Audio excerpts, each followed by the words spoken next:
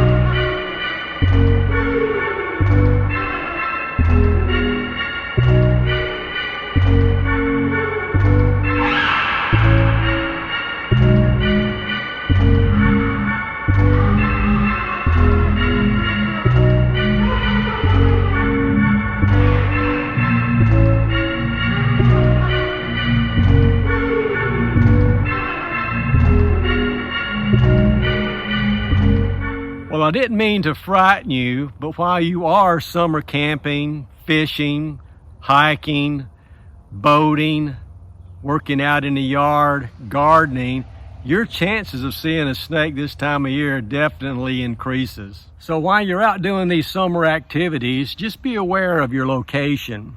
If you're in an area where snakes will probably be at, then you're going to be a little bit more aware of your surroundings, especially if you're around water. Snakes are going to be around water, especially water moccasins. You got to be careful there. Or anywhere there's going to be rodents at, or of course fish, like I mentioned before.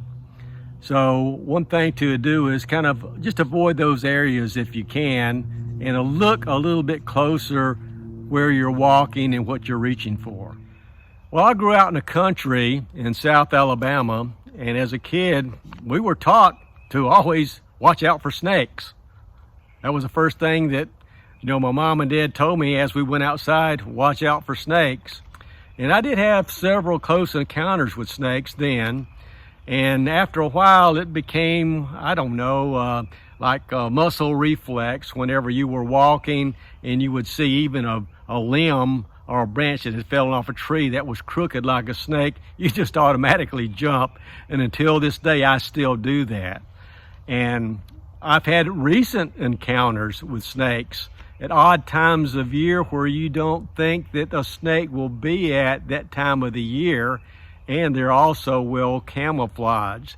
I've made a couple of videos on that, so let's go to those videos and I'll show you what I mean. Pretty cold today. It's about 37 degrees, wind's blowing, wind chill is about freezing, and gosh, it's cold. Okay, I'm surprised to see this out today. It's about 37 degrees and it's warm, and we've got a little snake here. You see him here. I guess I gotta be more careful. I cannot believe the snake is out here as cold as it is. That's kind of amazing to see, and kind of scary too. I've been going through this grass everywhere, not even concerned about copperheads, and I should be seeing that black racer or black snake, whatever he is. And he was not lethargic at all. He was. I was icing the ground, still didn't see that sucker. Okay, he's moving now. He's sensitive. Where's he at? He's not right in there. You see him? Yep. Okay, that was kind of scary. None of us saw this. I think all three of us stepped over this little rattler before I even noticed he was there. We were looking at a deer track that Bass had found. So how do you guys feel now? I'm shooken up. Yeah, I'm not gonna lie. Yeah, I'm a little shaken up. It's 3 people's eyes to the ground and we didn't see it. okay. Let's talk about the possibility of you running into a snake and getting bit. Now, the probability of you running into snakes while you're doing an outdoor activity during the summer really depends on your location and the number of snakes in your area. That just kind of makes sense. You're getting bit. So let's talk about some statistics. 80% of snake bites occur on your finger and your hands. The other 20% occur on your ankle or below, on your foot, in other words. So what does that tell you?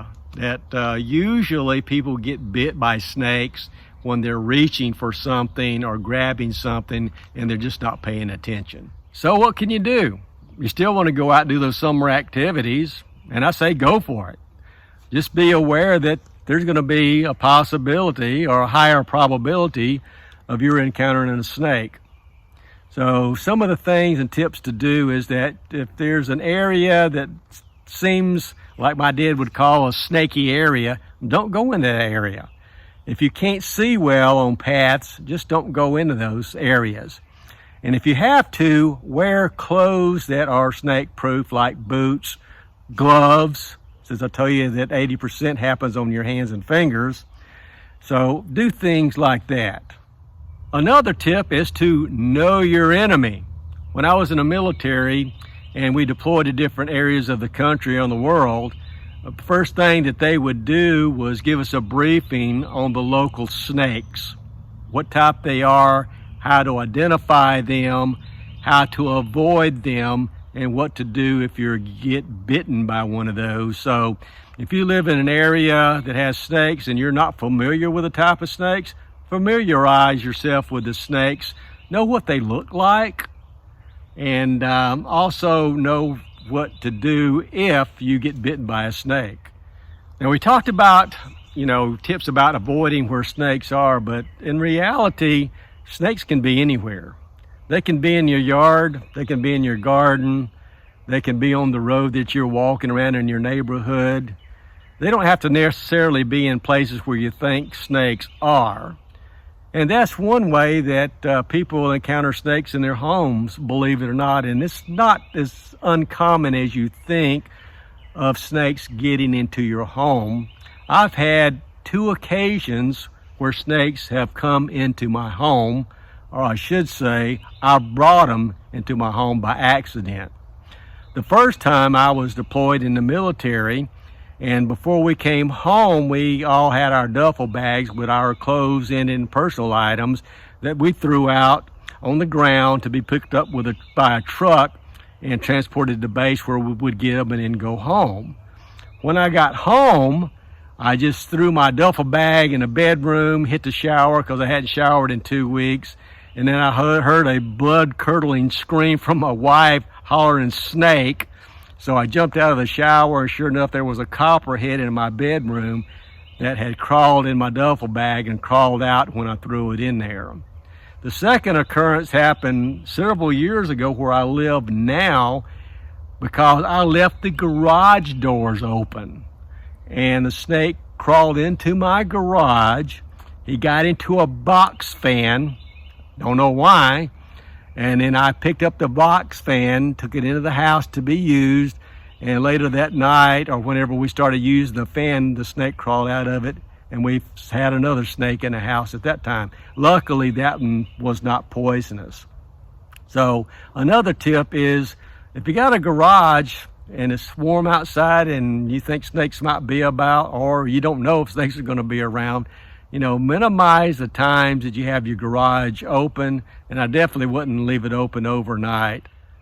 So I've been careful, and I still get bitten by a snake. What do I do? And the first thing that comes to mind is to call 911 or go to the emergency room, and that's exactly what you should do. I would actually call 911 first, and then head to the emergency room. And if you look online, they tell you to call poison control. And before I made this video, I didn't know the number for poison control, but I was able to find a number for poison control. So, but most, places and things that I've researched just says call 911 and also head to the emergency room. Also, if you get bit, and my dad always instilled this on me, if you get bit by a snake, make sure you know what type of snake you got bit by. And if you weren't sure what type it was at that time, he demanded that we dispatch that snake and bring it with us so it could be identified for anti-venom. Now, these days, most people have their phones with them, even doing these outdoor activities.